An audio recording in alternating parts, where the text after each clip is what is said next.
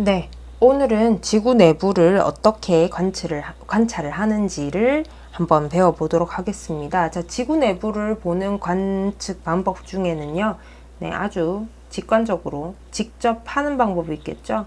네, 직접적인 방법이 있고요. 그 다음에 간접적인 방법이 있습니다. 네, 직접적인 방법은요, 일단 정말 무식하게 파는 거죠. 시추를 하는 겁니다. 현재 이거를 무식하게 직접 파서 최대 깊이가 어디까지냐면요, 15km까지는 사람이 팠다 그래요. 네, 그런데 이걸 파다가 우선은 이렇게 우리가 못 파거든요. 이렇게 못 파고 이런 식으로 원통형으로 이렇게 꽃갈 형식으로 가야 되기 때문에 15km보다 더 깊게 파버리면 이게 너무 깊어지고, 그 다음에 압력과 그 다음에 열이 너무 세져서 포기했다고 합니다. 시추 15km까지는 했었고요. 직접적인 관측 방법은 또 다른 게 하나가 있습니다. 바로 포획암입니다. 네, 포획암이고요. 얘는 어디서 포획이 되느냐?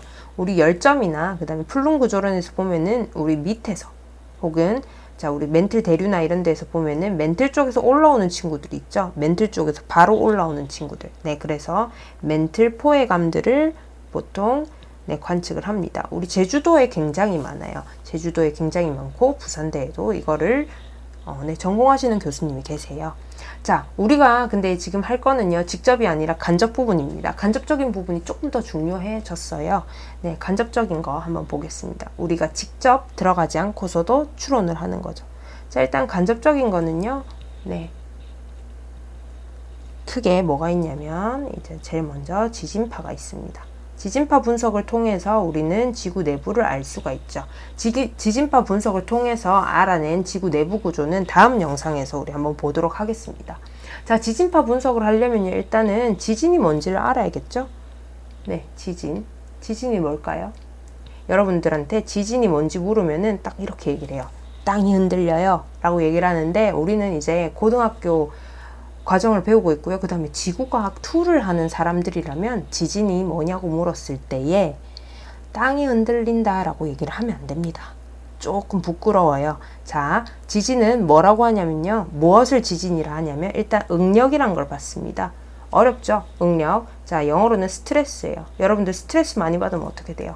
화나죠? 네, 땅도 마찬가지입니다. 응력, 그러니까 스트레스를 많이 받아가지고요, 한계에 도달합니다. 자, 여러분들이 한계의 스트레스를 한계치를 받아요. 그럼 어떻게 돼요? 완전 화나서 뒤집어지죠. 얘도 마찬가지입니다. 지진, 암석이 스트레스를 한계치로 받게 되면요, 네, 더 이상 참지 못하고 에너지를 방출합니다. 이때 에너지를 방출할 때 흔들리는 게 바로 지진이게 되는 겁니다. 지진이죠. 자, 이때 한계라고 얘기를 하면요, 무엇의 한계냐? 네, 이때는 탄성 한계라고 얘기를 합니다. 탄성. 용수철에서 들어보셨죠? 근데 용수철에서 탄성 한계라고 얘기를 하면, 탄성 한계 전이라고 얘기를 하면 어떻게 돼요? 늘어났다가 놓으면은 다시 돌아옵니다. 하지만 한계를 넘어버리면 어떻게 돼요? 영구적으로 변하죠. 얘도 마찬가지입니다. 지진이요, 일어나기 전에는 응력을 받아도 얘가 다시 돌아와요. 원래 암석으로 돌아와요. 하지만 이 한계를 넘어서게 되면요, 에너지 방출을 하면서 어떻게 되냐면 파동도 방출을 하고요, 네, 이 에너지가 파동으로 방출이 되고, 네, 영구적인 변형이 남습니다. 그러니까 더 이상 돌아오지 않는 거죠. 늘어나 버린 용수철처럼 영구적 변형이 남는데, 이걸 바로 흔적이라 얘기를 해요. 이 흔적을 뭐라고 얘기를 하느냐? 네, 이게 바로 단층입니다. 그래서 우리 뉴스에서도 많이 나왔었죠. 단층. 수능 연기의 주범이었던 네, 포항지진, 활성단층이란 얘기가 나왔을 겁니다. 네, 이거는 활성단층은 이제 역사시대 안에 아주 크게 한번 일어났던, 그러니까 지진이 한번 일어났었던 단층을 활성단층이라고 얘기를 하는데요. 이때의 영구 변형, 결국에 무슨 얘기입니까? 에너지가 나오면서 영구적으로 네, 생겼어요. 변형이 생겼어요. 결국엔 이게 깨졌다라는 얘기가 됩니다. 네, 지진에 의해서 생성된 이 흔적은요, 보통 깨집니다. 그리고 이 깨지는 거를 한문으로 뭐라고 얘기를 하면요, 네, 취성 변형이라고도 얘기를 합니다. 자, 이때, 자, 에너지 방출할 때 흔적 말고 파동이 방출된다 했죠. 이때 나오는 이 파동 뭐라고 하냐면 지진파라고 얘기를 합니다. 네, 지진파 조금 더 깊게 볼게요. 자, 지진파는 크게 실체파랑 표면파로 나눌 수가 있습니다. 자, 실체파는 영어로는 바디 웨이브예요. 바디 웨이브. 그럼 표면파는요? 영어로 표면 서피스 웨이브입니다. 자, 실체파는 여러분들이 지겹도록 들었던 아주 잘 아는 겁니다. 실체파에는 P파가 있고요. 그 다음에 S파가 있습니다. 표면파에는 보통 L파라고 얘기를 하고요. 러브파가 있고 그 다음에 레일리파가 있습니다. 하지만 요거까지는 여러분들이 깊게 안 하시네요. 이번 교육과정에서는 이게 잘 안 나와요. 자, 실체파부터 볼게요. P파, S파. P파는요, 먼저 도착한다. 프라이머리라고 해서 프라이머리 웨이브. 먼저 도착하는 파고요. 얘는요, 세컨더리입니다. 두 번째로 도착하는 친구입니다. 아주 쉽죠? 뭐가 먼저인지 고민 안 해도 돼요. 프라이머리, 세컨더리. 우리는 굉장히 학력을 요하는 영어를 배우고 있죠. 자, P파, S파. 자, P파는 뭐다? 라고 얘기를 하면 친구들이 이제 외운 친구들은 종파예요 라고 얘기를 하는데 나는 이게 항상 안 외워지더라고요. 고등학교 때 내가 어떻게 외웠냐면요. 빨래엔 P, 그죠? P파는 종파입니다. 종파가 뭐냐? 우리 요런 형태예요. 압축, 그러니까 압축과 팽창을 반복하는 형태입니다. 장난감 중에 이런 게 있어요. 스프링으로 이렇게 돼 있고 여러분들이 당기면 늘어났다가 그걸 놓으면 확 줄어들었다가 하는 친구가 있습니다. 이렇게 왔다 갔다 진동을 하는 압축과 팽창을 반복하는 게 종파입니다. P파는 종파, P종이고요. 얘는 압축과 아까 얘기했듯이 팽창을 반복합니다. 그리고 이 P파 같은 경우에는 전부 다 다녀요. 고체, 액체, 기체 모두 통과 가능합니다. 하지만 S파 같은 경우에는요. 고체만 통과가 가능합니다. 얘는 종파가 아니라 S파는 횡파라고 얘기를 하고요. 횡파의 이동은 이런 식으로 위아래 이런 식으로 진동을 하게 됩니다. 자, 표면파는 요거 두 개가 적당히 섞였다고 보시면 돼요. 위아래로 왔다 갔다 하면서 좌우로 흔들고 하는 아주 굉장히 좀 복잡한 친구인데요. 표면파는 가장 마지막에 오는 라스트파고요. 라스트파고 그 다음에 지표에 가장 큰 균열들을 안겨주죠. P파, S파 조금 더 보겠습니다. 자, P파, S파. 얘네가 도착하는 시간의 차이를 뭐라고 하냐면 시간차를 PSC라고 얘기를 합니다. PSC. 자, 시간 차이를 PSC라고 얘기를 합니다. 그러면서 꼭 나오는 게 뭐냐면 그래프죠. 그래프 완전 싫어하죠. 그래프 나와요. 자, 여기 세로축 도착 시간이 나오고요. 그 다음에 여기는 진앙으로부터의 거리 나옵니다. 그래서 킬로미터, 그 다음에 분으로 나오는데 선생님 진앙이 뭐죠? 라고 얘기를 한다면 제가 또 설명을 해드려야겠네요. 자, 진앙은요. 자, 지진이 발생을 했습니다. 자, 그래서 요즘 단측면이 나왔죠. 이건 지금 지진이 발생한 상황 후고요. 자, 이 단층이 발생하기 위해서 지진이 여기서 일어났다고 칩시다. 자, 여기. 그러니까 지진의 근원지죠. 그래서 지진의 진동의 근원이라 해서 진원이라고 얘기를 합니다. 진원이라 얘기를 하고 영어로는 focus. 자, 포커스인데요. 이 진원에서 수직으로 올라와서 지표면에 이 수직인 요 지점 있죠. 이 지점. 지표면에 중심이다 해서 진앙지라고 얘기를 진앙이라고 얘기를 하고요. 영어로는 에피센터라고 얘기를 합니다. 그러니까 진앙으로부터의 거리죠. 그러니까 요 지점에서부터 거리를 얘기를 하는 겁니다. 자, 이런 그래프에서 곡선이 두 개가 나옵니다. 곡선이 이런 식으로 두 개가 나와요. 뭐가 P파일까요? 라고 물어요. 자, 진앙 같은 거리에 자, 세로를 한번 줄 거 볼게요. 자, 같은 거리에서 도착 시간이 빠르죠. 뭐예요? 먼저 도착하는 거. 그래서 아래쪽이 P파입니다. 위에가 S파입니다. 자, 그럼 P파, S파의 시간 차이를 뭐라고 하는데 했다? 이 곡선 간의 차이가 PSC가 됩니다.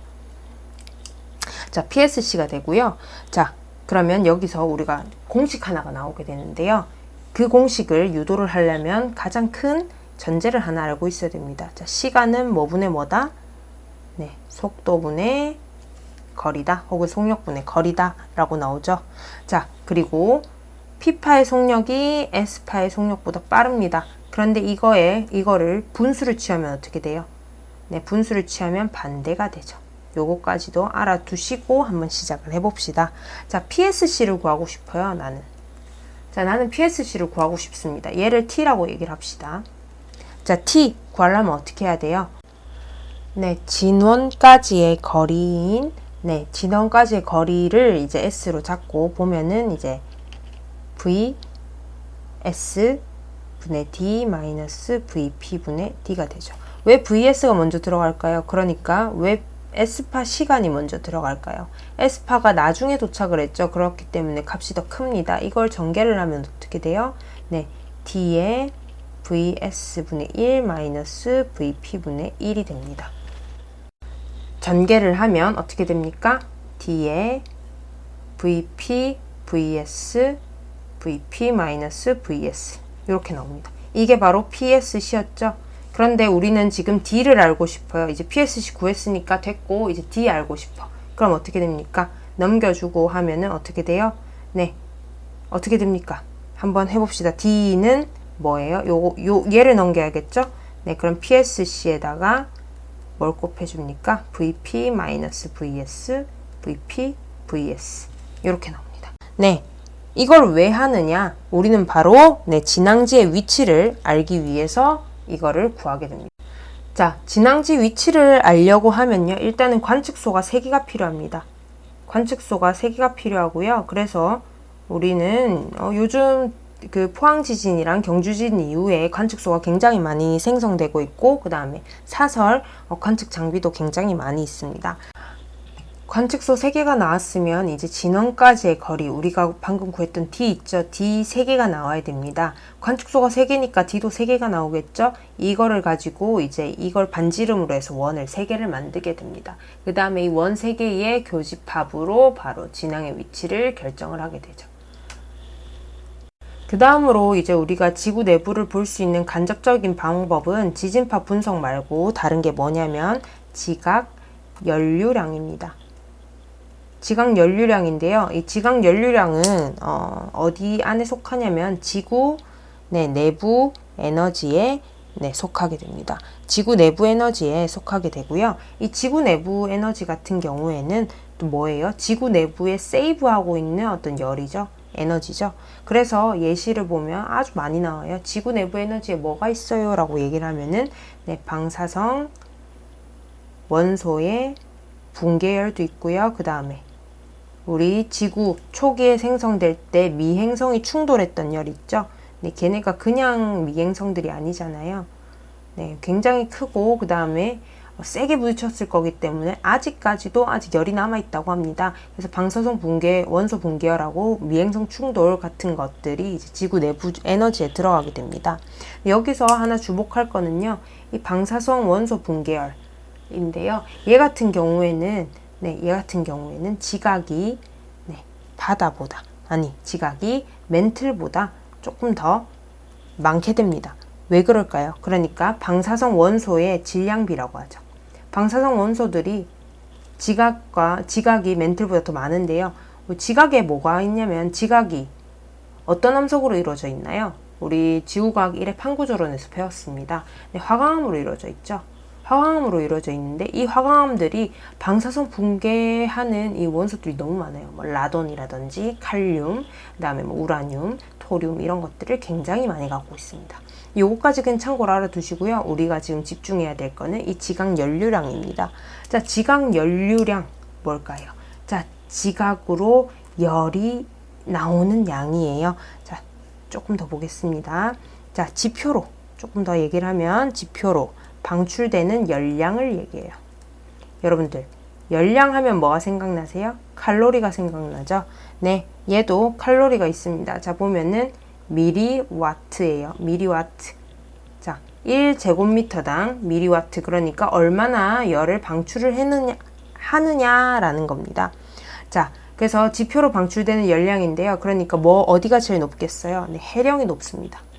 왜 높을까요? 해령이 왜 높을까?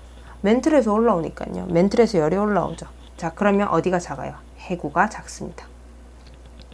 숫자가 작아요. 그 다음에 또 뭐가 작을까요? 크라톤이라고 하는 데가 작은데요. 얘는 제가 지금 한글 쓰기가 귀찮아서요. 안정지계라고도 얘기를 합니다. 그러니까 어떤 거예요? 아주 오랜 시간 동안 어떠한 무슨 뭐 변화라든지 이런 걸 한 번도 안 받은 친구고요. 그 다음에 네, 판의 중앙 부분, 대륙의 중앙 부분들, 네, 뭐 성캄브리아 시대에 있던 이런 애들을 크라톤이라고 얘기를 하는데요. 얘네 같은 경우에도 지각 연료량이 굉장히 낮습니다. 네, 좋습니다. 여기까지가 우리 지구 내부 직접과 간접 부분 한번 봤었고요. 이제 다음 시간에는 지구 내부, 우리 지진파로 해서 지구 내부를 어떻게 발견을 했는지를 보도록 하겠습니다. 수고하셨습니다.